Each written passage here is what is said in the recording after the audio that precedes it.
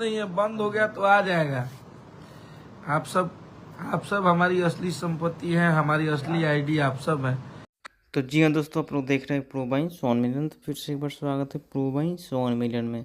तो जी हाँ दोस्तों, आप सबको बता दें कि अपने हिट मशीन खेसारी लाल यादव का राइटर अखिलेश कश्यप जी लाइव पकड़े क्या कुछ बोल रहे हैं अपने गाने के बारे में, तो आप लोग उनके आवाज़ में सुन सकते हैं। तो गई फिर नया आ जाई, वही आ जाई।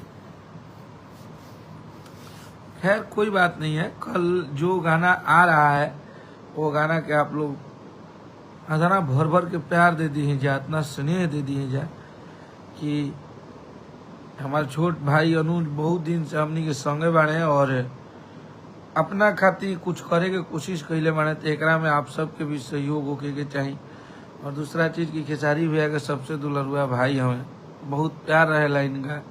हमनी के पूरा टीम मेंबर के जितना लोग बाड़े सब कोई के बहुत प्यार करेले, बहुत साथ देवेले, हमेशा हमनी खातिर गोड़ पर खड़ा रहेला लो।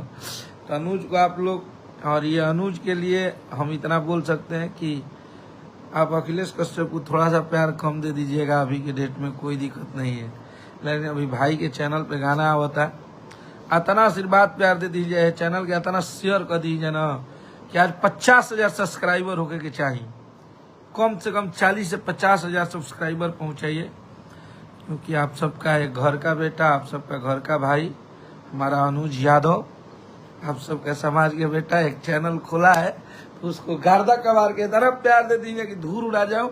आ नया नया लड़का हमनी के छोट छोट भाई मजबूत होकर सन, ताकि बढ़िया बढ़िया जोश जुनून में गाना हमनी से बनवाओ सब।